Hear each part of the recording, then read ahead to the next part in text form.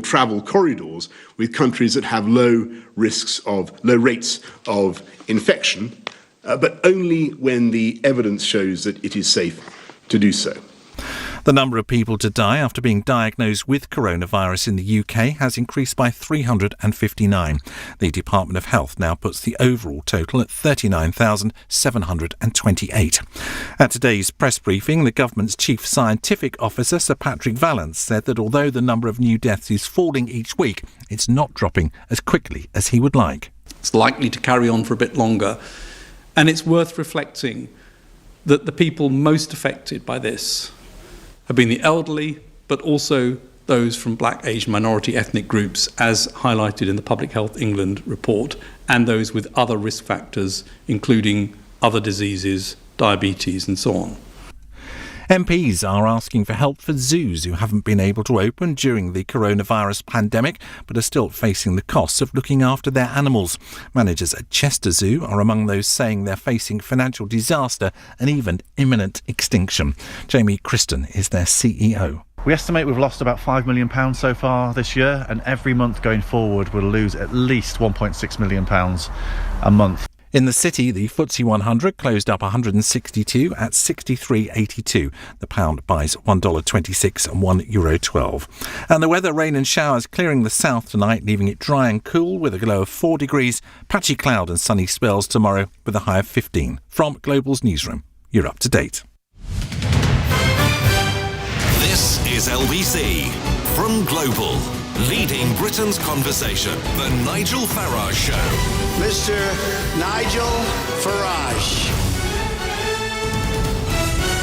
Thank you, Donald, and good evening. Tonight I will discuss with you Prime Minister's questions today as Keir Starmer talks about confidence in the government falling.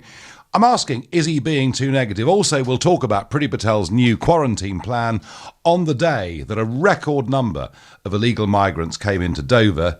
She didn't say much about that. We'll also update ourselves on the protests and riots going on in the USA. We'll talk about Hong Kong and Boris's offer to 3 million Hong Kongese who, if they want to, might be able to come and live in this country. But first of all, a Black Lives Matter protest appears to have turned rather ugly, and I'm going now straight to the gates of Downing Street to speak to LBC's senior reporter there, Matthew Thompson. Matthew, reports are things are getting pretty ugly down there. Nigel, I would describe it as simmering on the brink.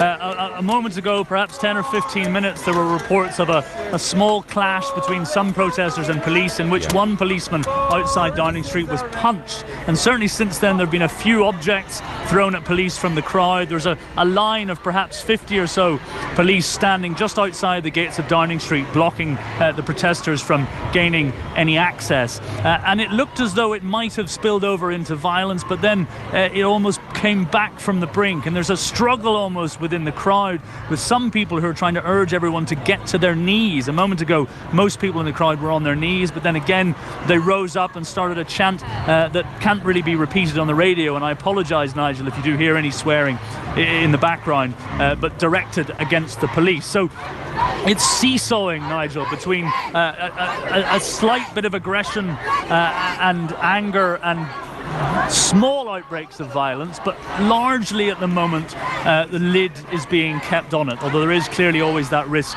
that it gets out of hand. I have to say, throughout the day, I've been here since 1 o'clock, it has been an angry but largely peaceful protest. Isolated outbreaks perhaps of graffiti, damage to property, and then, as I say, at least one assault on a police officer reportedly, and I have seen a few angry words exchanged between the protesters and the police, but for the most part it has been peaceful.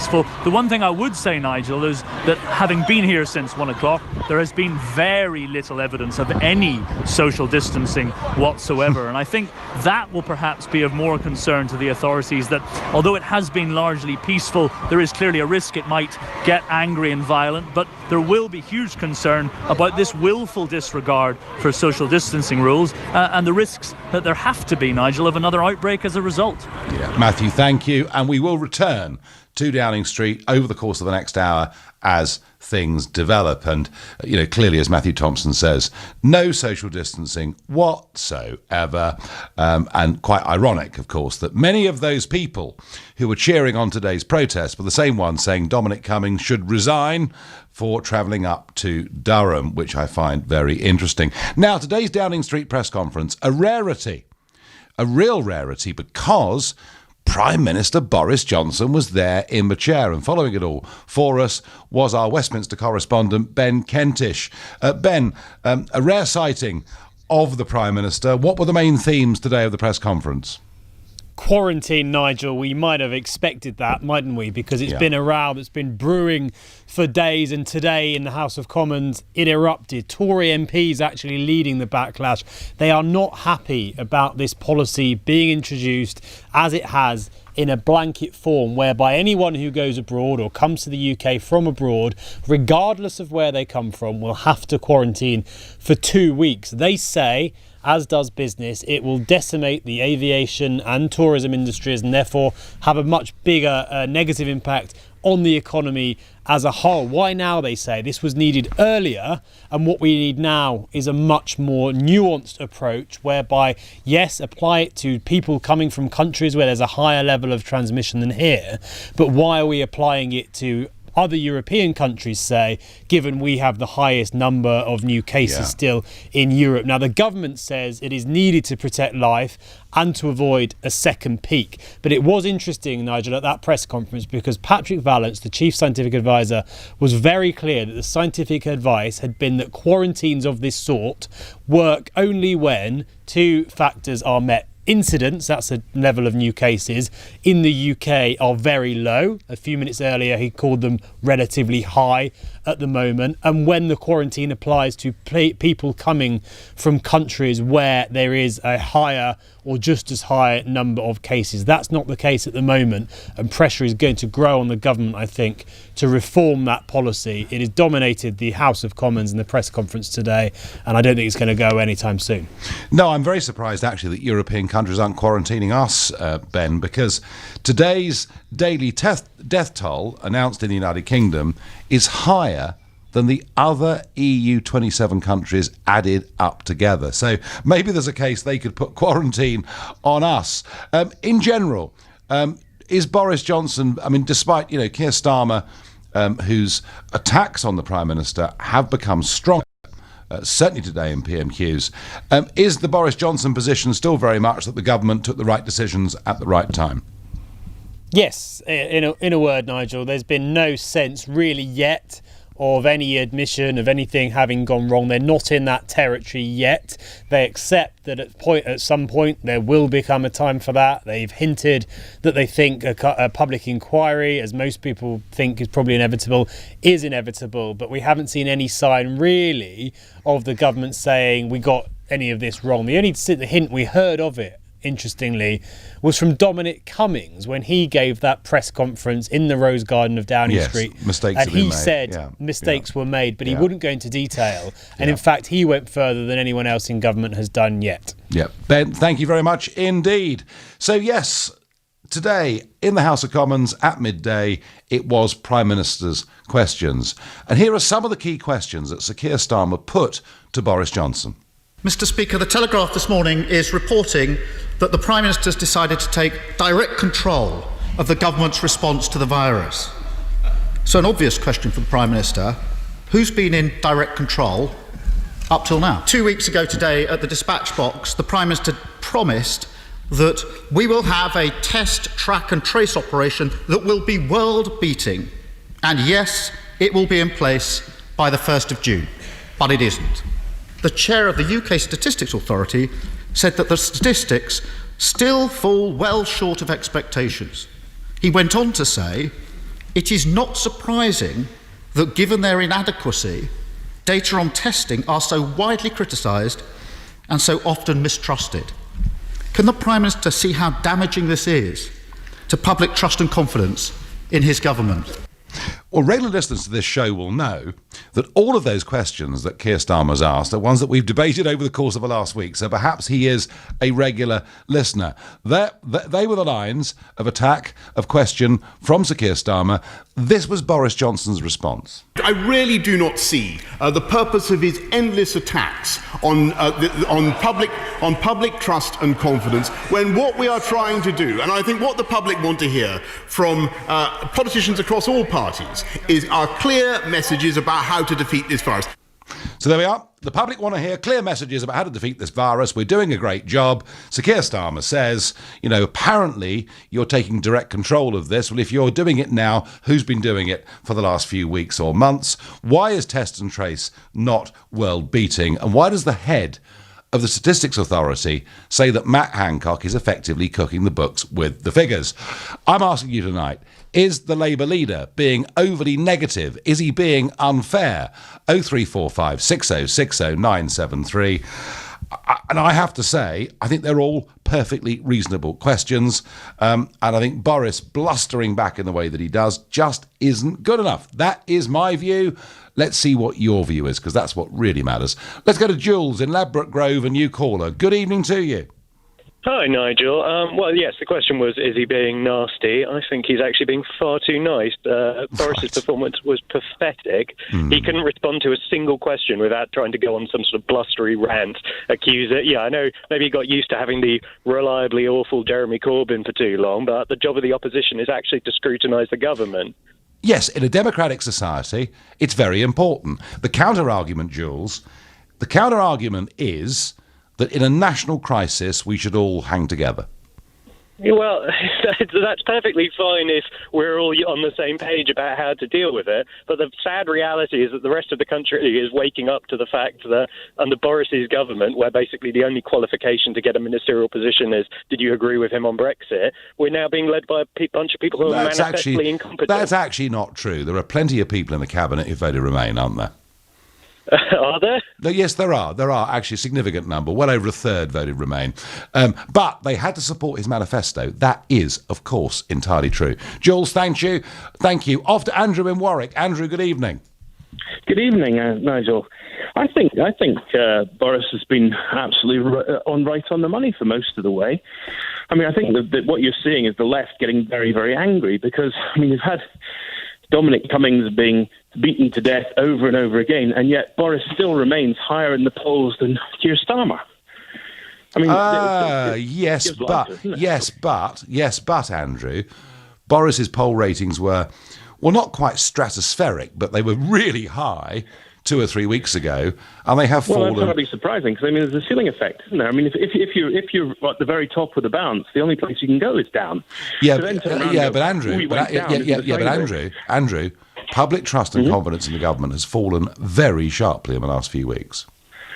Well, yeah, the YouGov poll, it was about 800 people or something, said that, it was terrible and what they did with Dominic Cummings. I think actually what you're seeing is frustration at the fact that he's not more unpopular. Okay. I think you've seen this in America and in Britain, that people are getting sick of it, really, to be honest. It was meant to be unity government and nothing. Andrew, so when Keir Starmer reminds the Prime Minister that on the 20th of May, he said that by June the 1st, we would have a test and trace system that would be world-beating. Is that an unfair negative question, or is it actually quite a good question? I think his job is to hold the government to account. But equally, I think just endless politicking about how dare the future not turn out exactly as we were told it was going to turn out. But why? But Andrew, why tell the country? Why tell the country that it's going to be a world-beating system? Why not be level with people and say, look, it's going to be a really tough job. We're doing our damnedest. We'll bring it on the 1st of June and we'll try and make this work. Isn't that what Starmer's criticising? Because optimism breeds optimism. Why not? Okay. Every time the government says anything negative at all, and the pound is going to tank, everything's going to tank. Everybody's very, very worried about the way this is going to turn out. The more doom-laden that you are, the worse things are going to be. OK, all right, fair dues. Optimism, yeah, nothing wrong with that. Let's go to Tim Humphrey for the news headlines. Thousands of people are demonstrating outside Parliament and Downing Street as they protest against the killing of George Floyd while being arrested in Minneapolis in the United States. The Home Secretary has confirmed plans to make people arriving in the UK isolate for 14 days from Monday. And all children in Wales will go back to school at the end of the month. Classes will have staggered start and break times. And the weather, rain and showers clearing the south tonight, leaving it dry and cool with a low of 4 degrees. LBC Travel, I'm Dave Goff. There are delays in Westminster because of a demonstration. Whitehall and Trafalgar Square are blocked, and it's also slow on the A3 Kennington Park Road between Clapham North and Oval Station after a demonstration earlier on there. In Bethnal Green, Cambridge Heath Road southbound is blocked at Bethnal Green Underground Station. That's because of an investigation, so it's looking slow on the approach. On the M4 westbound, there's a lane closed. The car's broken down between Junction 5 for Langley and Junction 6 for Slough. And on the Underground, there's no service on the Central Line westbound between Leytonstone and Liverpool Street. That's because of the investigation at Bethnal Green. This is LBC. Doesn't a journey out of the house suddenly feel amazing? A drive through Flat White? Amazing. A trip out for some fresh air? Amazing. A drive through the countryside? Amazing. And we want your journeys to stay amazing. So choose something brighter from SEAT.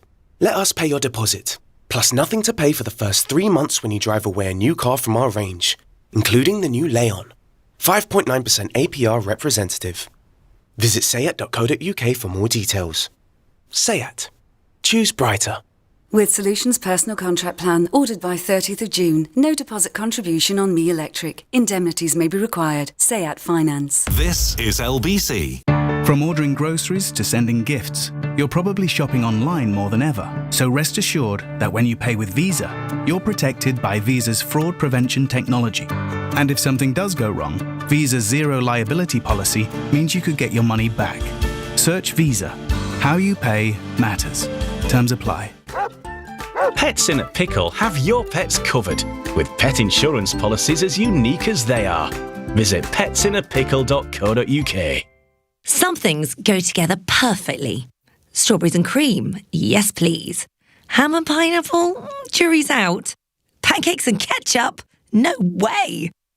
How about tradespeople you can trust? Now there's a perfect combination. Thankfully, at trustedtrader.com, you can find plenty of vetted, reviewed, reliable professionals in an abundance of trades. So, find your perfect match today. TrustedTrader.com. In challenging times, WG for Business is an award-winning single-source supplier of PPE, hygiene, office supplies and services. WG for Business has a 47-year track record to make your organisational requirements achievable today. For a no-obligation bespoke solution for your PPE, hygiene or office products, visit wgforbusiness.com or text AUDIT to 88802 now. That's AUDIT to 88802. If you have to drive, then it's more important than ever to watch your speed. As London starts to reopen, there are going to be more people on our streets. There'll be more people cycling, more people walking to work or to the shops. If you must drive, avoid the morning and evening peaks when the roads will be busier. We want the streets to be safe for everyone, all the time. So watch your speed. To the Mayor of London and TfL, every journey matters. The Nigel Farage Show on LBC. Call 0345 6060 973. As Keir Starmer asks, who's really in charge? Why is test and trace not working? And are you fiddling the figures? Boris responds by saying, look, you really should be a bit more collegiate. We should all be in this together to try and beat the virus. I'm asking whether the Labour leader is being too negative. Before I get back to that, just a quick thought on Hong Kong. An article appeared today in the Times newspaper written by the Prime Minister in which he said that Britain will change its immigration rules and allow up to 3 million people from Hong Kong a route to citizenship if China imposes new security laws. Well, he says we'd have no choice but to uphold our ties with the territory. Now, he's been under mounting pressure to try and take something of a lead on what to do about China over this. And what he's really threatening to do is to rip out the heart of Hong Kong in terms of its people. You know, successful immigration policies are about the quantity of people, but also about the quality of people. Are they people who are going to benefit society, integrate in society? And there is little doubt that a very significant number of people in Hong Kong who would qualify under these criteria, if China doesn't back off, would be law-abiding, would be highly educated, would be tech-savvy, which in a modern world is pretty important for our future. But 3 million. You know, back in the 70s, the Ugandan Asians came to this country. Indeed, Priti Patel, and we'll play some of the clips from her later on today, her father was one of them. They came as refugees to this country. They've been, I think, the most successful migrant group that's ever come to Britain. They've integrated phenomenally. So many of them become millionaires. The whole thing's unbelievable. And yet, we really struggled back in the 70s with working out whether we could accept 28,000 of them. I have no doubt there are lots of very talented people in Hong Kong who would fit in well in this country, be a great benefit to us. But 3 million? I just think that figure is almost incomprehensible. But it's an argument and a debate that won't go away. Right, back to, is Starmer being too negative? Dave in Sevenoaks says, Starmer is not being overly negative. He's being a typical Labour leader. Criticise everything, appease shouty radicals on the fringes, offer no solutions. It's all fine, but Labour would offer nothing better if in government. Dave, I rather agree with that. You know, I think it is one thing to highlight what's going wrong, but you do need to offer solutions. As a Jeremy Corbyn supporter, I'm surprised that you say Boris rarely appears. He is there twice a week from what I can see. Kieran, he's appearing once a week. The point I'm making is, all over the rest of the world, they tend to see their leaders pretty much every single day. On Twitter, are you really criticising Starmer for trying to hold the government to account? No, Mark, I'm not. No, you must have misunderstood me.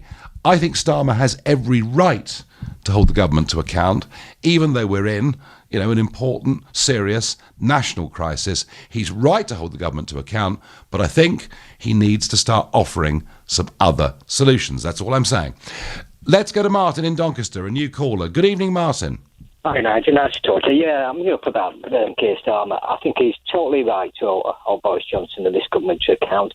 I think it's a national disgrace. I listened to Boris Johnson today at PMQs saying he's proud of what this government's done over the last few months about coronavirus. I'm sorry. I think it's been a disgrace. We're just short of 40,000 deaths today. 40,000 deaths. And then I watch his news conferences, daily briefings, every day with government ministers. And we're talking about test and track. You have guys who are ardent, can't give any data today. Yeah, I mean, and then you have testing, filling the figures. I want to watch his news conferences and I want to believe what I'm hearing, and I just don't believe anything I hear anymore of what any government... Do you know, Martin, do you know what? I felt so tired of it today, I felt like turning it off.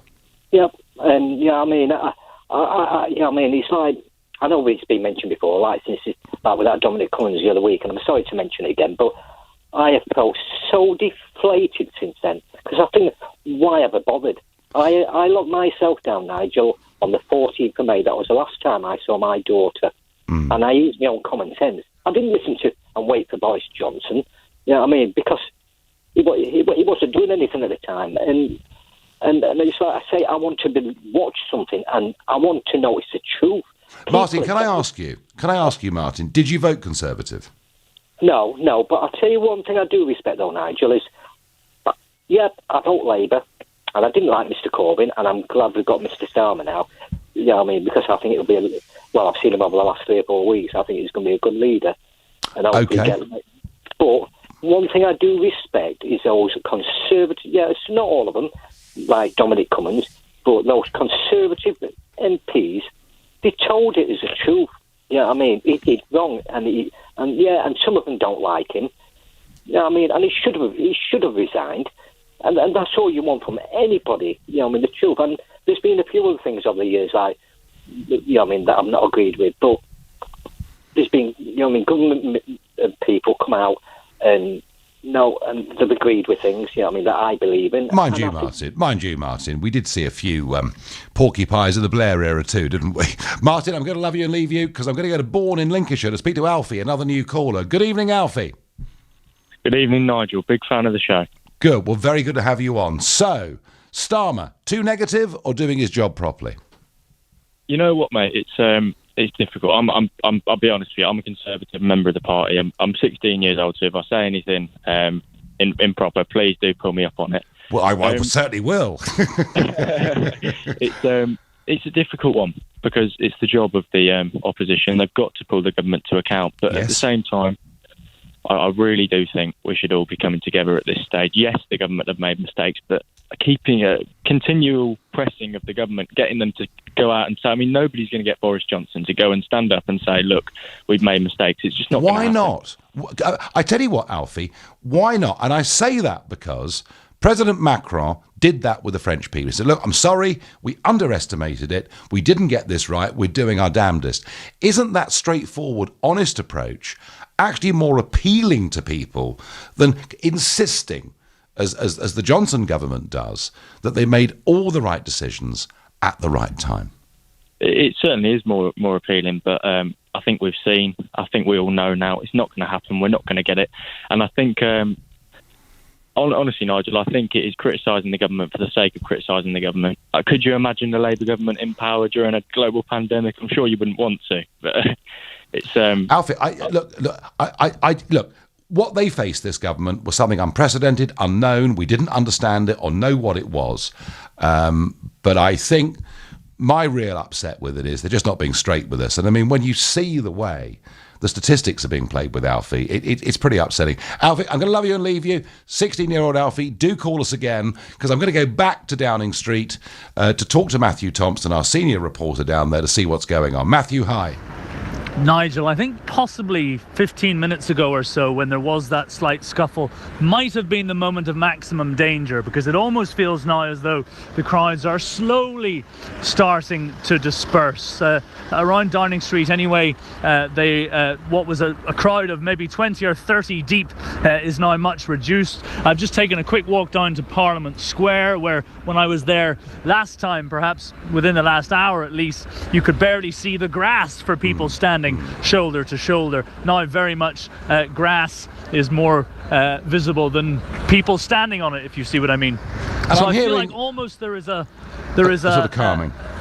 A slight calming, although I have to say there are clearly still a hardcore, I don't even want to use the word hardcore few, Nigel, because there's still rather a lot of them camped outside Downing Street and on Parliament Square. I wouldn't have thought the protest itself is going away anytime soon, but it does feel as though that perhaps some of that aggression and energy is drifting out of it. A few people turned up a few moments ago with some ghetto blaster speakers and were having a bit of a dance, and it almost had a slight festival-y atmosphere rather than the simmering atmosphere of violence that was pervasive when we spoke all of 20 minutes ago. So I don't want to call it too early, but it almost feels as though some of that energy has just been sapped out of it in the last 15 Matthew, or 20 minutes. How much damage, Matthew, has been done? How much graffiti has there been on public buildings?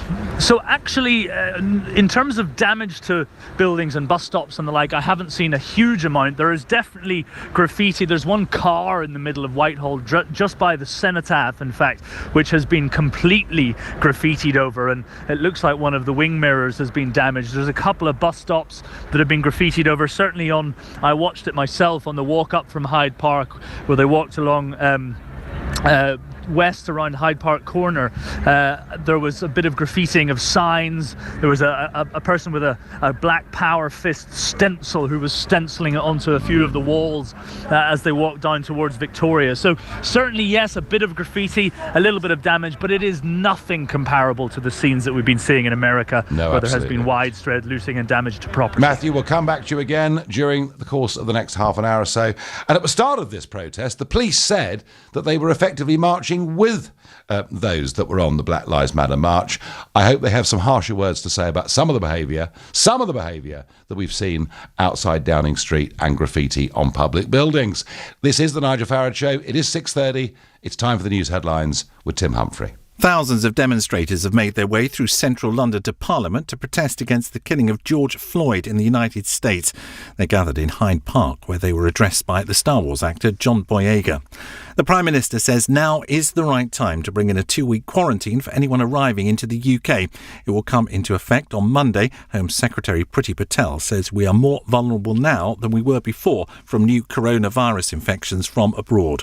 Italy has fully reopened its borders with no quarantine required for visitors. It's the first European country to lift restrictions and has also resumed high-speed train services, but is giving passengers temperature checks. And the weather, rain and showers clearing the south tonight, leaving it dry and cool, a low of 4 degrees.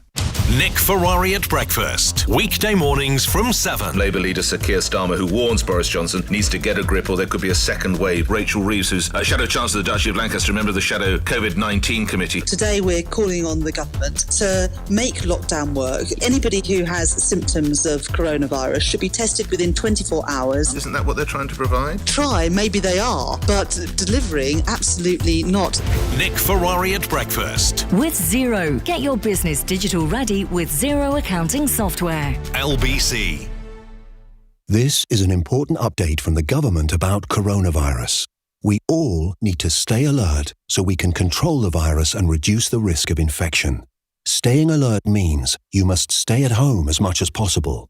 Work from home if you can. Limit contact with others. Keep your distance if you go out. And wash your hands regularly. Do not leave home if you or anyone in your household has symptoms. Stay alert. Control the virus. Save lives. If you can build that flat-pack wardrobe without looking at the instructions, you've still got it. If you can manage 5 keepy uppies on your first go, you've without question still got it. If you can toss a pancake to the ceiling and not let it hit the floor, surely you've still got it. And if you can just about fit into those jeans you bought 5 years ago, you've definitely still got it. Brute. Still got it. Landlords, is your property empty? Are you struggling to find tenants? Then speak to FineFair, London's rent guarantee company. FineFair will guarantee your rent for 1 to 5 years with no commission, no management fees, no voids. Join the thousands of landlords already guaranteeing their rent in London and surrounding areas. Visit finefair.com because in uncertain times, nothing's guaranteed except your rent. Paid on time, every time.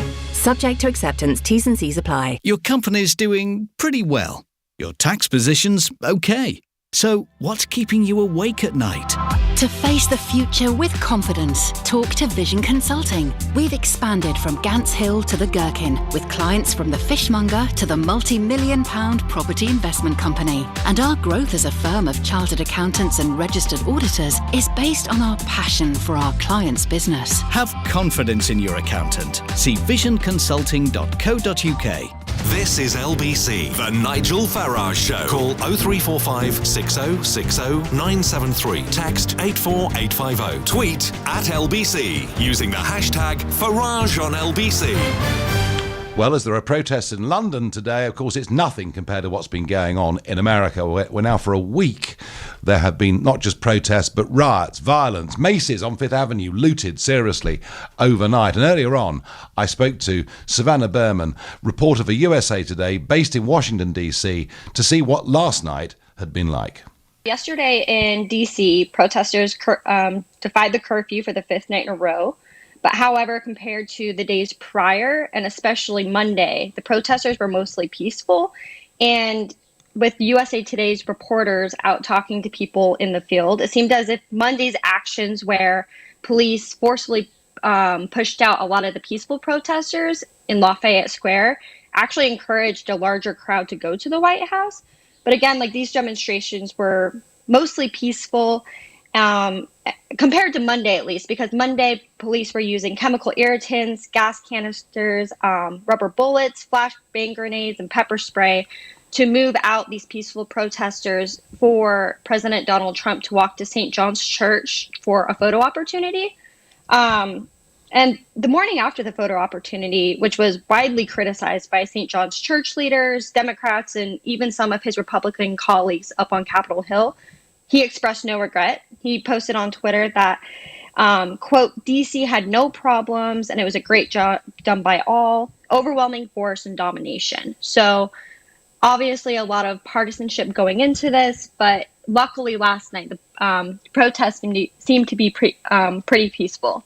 I mean, what really interests me is that, you know, I look across American media and I see constant repeated condemnation of what the president says and the president's actions. And yet I look at the polling coming in from around America. You know, YouGov did a poll in Minneapolis saying that only 10% now think that the protests are genuinely peaceful and 51% think they're not.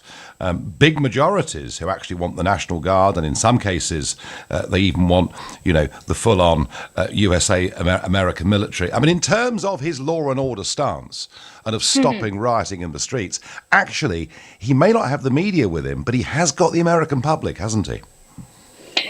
It seems like it is. Like, he does have some of the majority, but again, I would still say that is split along party lines. And Washington, D.C. is kind of an anomaly compared to other states, because that is the only place in the United States where he could really call in the National Guard like that without calling up acts.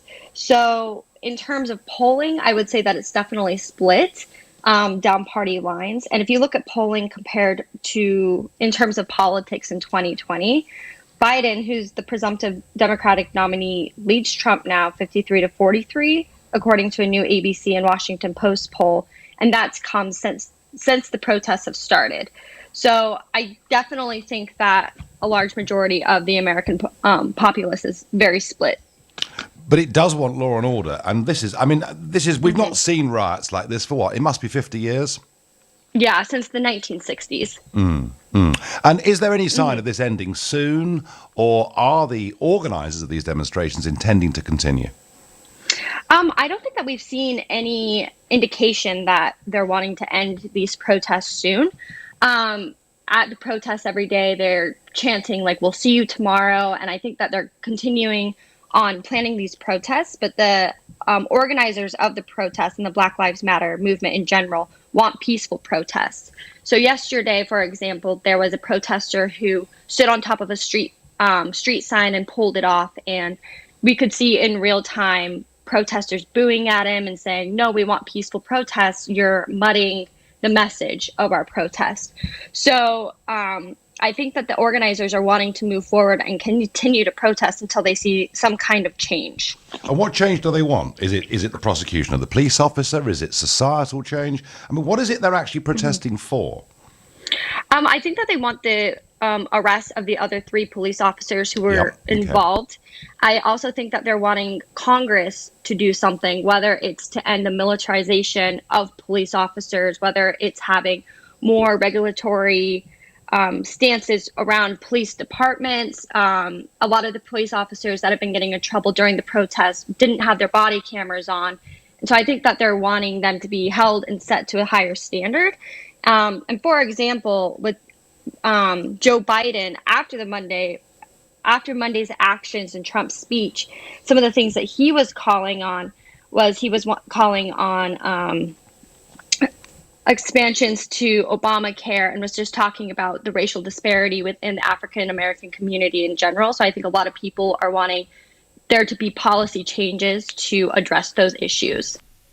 Well, we're bringing you reports from America the last 2 nights. What's interesting is that almost the entirety of USA media talks about tear gassing of peaceful protesters as if Trump has done some terrible things, and they're almost unified in that. And I see a very strong parallel with 2016, where everyone thought Trump was a terrible candidate, had no chance of winning at all. The Democrats would romp it. In fact, it was 98% certain on the day of the election that Hillary would beat the Donald.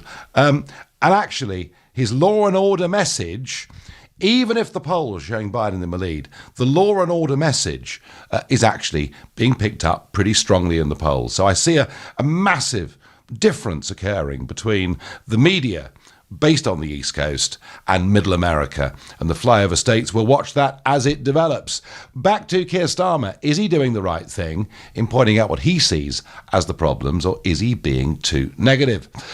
The government don't make any admissions of fault at all. Now, Paul in Stockport thinks this is right. He said if Boris held up his hands and admitted errors, there'd be ridiculous headlines in the obvious left-wing papers. I'm behind Boris on this. I'm not sure. Jan from Archway says, I think the government made all the right moves, but not necessarily in the right order, which of course is the famous Eric Morecambe retort when he was playing the piano to Andre Previn, who said, "You can't play." No, he said, "I'm playing all the right notes, just not necessarily in the right order." Sir Keir can't find a way to deliver on his promise to sack those who broke the lockdown rules, and you are promoting him to solve the country's problems. No thanks, says Phil in North Staffordshire. Phil, either listen to the show and comment or don't bother either way. I've made it very clear. I think it is utterly fair and right that those questions should be asked. My criticism of Sir Keir is he's not offering any alternatives. Let's go to Troon in Scotland and speak to George, a new caller. George, good evening. Good evening, Nigel. Good to speak to you. So, I tell you what, compared to the Corbyn era, Labour do now have a leader, don't they? They do, very, very much, and a very sharp and on-the-ball sort of leader compared with... I have never been a fan of Boris. It goes back a long way. I remember him when he was first elected as an MP, and he was on Question Time, and people were laughing at him before he had said anything. As a Conservative voter, I was so incensed I phoned up the headquarters the next morning to complain about it, and they said, well, the BBC decide who goes on, so, I mean, that tells you something anyway, but I don't think... But then, George, just on that point quickly, isn't one of the appeals of Boris that he is very entertaining? Yes, he's very, very intelligent, very clever, very witty, but there's still far too much of the buffoon about him. He bumbles, he fumbles, and today I thought in PMQs he was the same. He was bumbling and fumbling and struggling. I mean, I do appreciate he's still not back to 100% fitness. I mean, I appreciate that only too well. But I felt that he's still struggling, and Sir Keir is putting him under the microscope, and he didn't really answer any of Sir Keir's questions properly. No, George, he didn't answer any of them, actually. No, you're right. So, actually, whether you support the Labour or Conservative Party, in a broader context of how our democracy should work, having Sir Keir there asking those questions is a good thing, yeah? Very much so, and I will say this about everything I've said about Boris. I will forgive him everything if he does deliver us a proper Brexit. No extensions, no messing about. If he does that, then I will forgive him, and I will gladly come on and say I take back everything I said about him tonight. Well, he's got about 3 weeks to convince you, George, hasn't he? Because that deadline on whether we extend the transition period, that deadline is July the 1st. George, ring us up on July the 2nd, all right? Or the 1st even. Thank you very much for your call. Off to Stepney to speak to Pat, a new caller. Pat, good evening. Well, I'm not a new caller as such, but I did call you up when you first come on the station. You wouldn't know that, but right, okay, I can Pat. remember it. But Sorry, Pat, I apologise. It was 3 years ago. Right, good to speak to you again. So what have we got, Pat? What have we got? Is Starmer... I mean, I think they're perfectly reasonable questions to ask. I'd like to hear more solutions, but I think they're reasonable questions.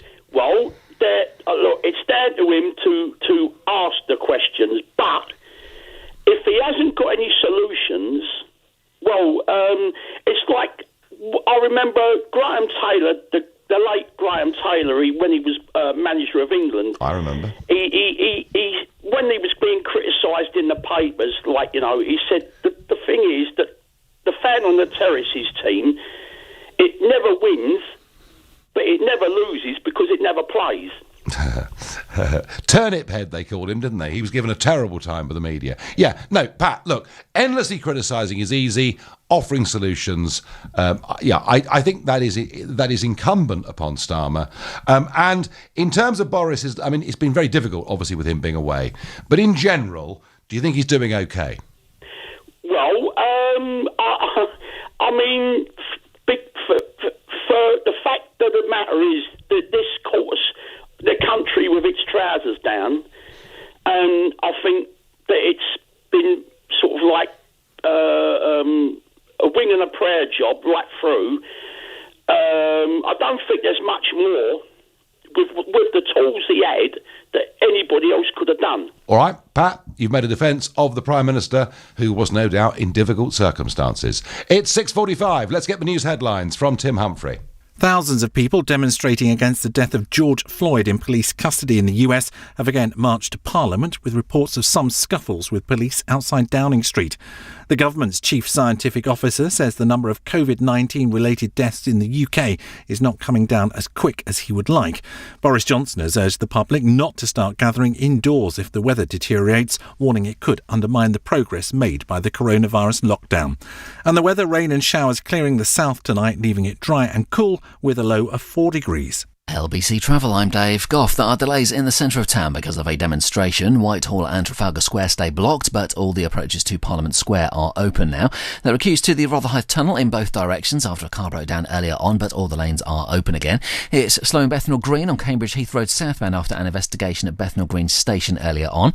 It's looking heavy in Kennington on Kennington Lane at the A23 Kennington Road. That's because the Doghouse traffic lights aren't working. And on the M4 westbound, there's a lane closed because a car's broken down between Junction 5 for Langley and Junction 6 for Slough.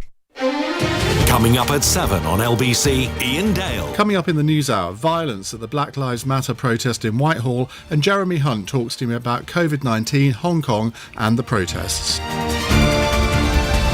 Ian Dale on LBC. From ordering groceries to sending gifts, you're probably shopping online more than ever. So rest assured that when you pay with Visa, you're protected by Visa's fraud prevention technology. And if something does go wrong, Visa's zero liability policy means you could get your money back. Search Visa. How you pay matters. Terms apply. This is the sound of confidence being made in the British Army. Did you catch that? What about now? The sound of footsteps as a soldier fills the boots they never thought they'd fill. The sound of confidence that lasts a lifetime being made. Recruiting now and always. Search Army Jobs. Turn on, turn off. Flexible BT TV entertainment is now half price for 6 months, including Sky channels from Nance for our super fast fibre customers. Visit bt.com. Prices and content may change. 24-month term. Add-ons renew unless cancelled. Terms apply. At Barnes Rofe Accountants, we know that future business planning for our clients is essential through these unprecedented times. But with the right strategic advice and support, we can guide you on the steps you can take to ensure your business is ready to get back on its feet post-COVID-19. To arrange a free consultation with one of our partners to review your business and get it future ready, please visit barnesrofe.com. Leading Britain's conversation. LBC, The Nigel Farage Show. Anarchy in the UK. Well, at least in Whitehall. Let's go back to Matthew Thompson, who is now near the Treasury on Whitehall. Matthew, hi. Nigel, it's just got a little bit more aggressive again in the last 10 minutes or so. In particular, two things have happened. There was a group of journalists. I didn't get to speak to them to ask who they were, but they were essentially hounded away from Downing Street by a quite angry group of aggressive protesters, all of whom were screaming, F the Daily Mail. So it's possible that they'd identified themselves as Daily Mail journalists and basically got hounded away from Whitehall under police protection. And it looked a little bit as though it was going to get nasty, but they managed to get out on time. So it is a troubling moment when journalists are harassed simply for doing their job. And then even more recently than that, in the last 5 minutes or so, there was a squad of some 12 police officers, ordinary unarmed police officers, who were perhaps moving away from Downing Street and basically got followed by an angry crowd screaming obscenities and abuse into their face as they walked past the Treasury and down towards St James's Park. And again, it looked as though things were about to get nasty. There wasn't any physical violence that I could see, but certainly a great deal of intimidation, and several police vans have turned up, including what looked like territorial support units, who are not quite full-scale riot police, but let's say crowd control police unit of the Met. Now, the blue vans that they often travel in have pulled up. They haven't got out of those blue vans, so we haven't got to a stage where there are crowd control or riot police required on the streets, but it has got a little bit more menacing. I just wonder, I mean, this is slightly speculation, Nigel, but I do wonder, when last we spoke, I said the crowd was drifting away, and we may now be left to some extent with a slightly more hardcore group of supporters, or protesters rather, who are here to potentially cause a little bit of trouble. But as of yet, there isn't anything beyond obscenities and shouting, but it has just got a little bit more unpleasant in the last 15-20 minutes. And this was a Black Lives Matter march. Is it possible? I mean, are these people wearing Antifa masks, or do we know who they are? No, as of yet, no. Doesn't seem to be, as far as I can see, an Antifa presence. It's still a very similar looking crowd to the crowd that's been here all day. Very much multi-ethnic, mixed, young people, people not, there's by no means everyone here wearing balaclavas and here to cause trouble. So it looks like the same crowd that we've had for the whole day, and it has to be said they are remaining largely peaceful, although they are clearly making their voices heard. There isn't yet an active sense of a violent romp or anything like that, but it just does feel as though it could go either way, and there is, as I say, a struggle almost in the crowd itself between those who are trying to calm the tensions and suppress everything and any whiff of violence, and perhaps those who are a little bit more carried away with themselves. Matthew, thank you. Now, the Home Secretary today was in the House of Commons defending her policy of a 14-day quarantine for people arriving in the UK from Monday. Arrivals to the UK will be required to fill in a contact locator form, including details as to where they will isolate and how they can be contacted. This form will be found on govt.uk, and a government-led working group with the industry has developed a process for carriers to inform travellers on the information they need to provide in order to travel to the UK. The form must be completed in advance of travel to provide details of the journey, and Border Force will be at the front line of enforcing this requirement. Well, talking of Border Force, we have written tonight to the Home Office, in fact earlier on today, to ask, could they please tell us how many migrant boats illegally came into British waters this morning, and how many people were they carrying? We have received no answer whatsoever. But I can tell you that today the largest inflatable boat yet to come across the English Channel came in. It had 60 people on it, and in total today the figure is 167 people taken into Dover today. That is a record number. The number of people that have come so far this year is already greater than the number that came last year. And the bizarre thing was, there was the Home Secretary in the House of Commons. The Member of Parliament for Hastings and Rye asked a question about whether we were checking people who were coming in for coronavirus.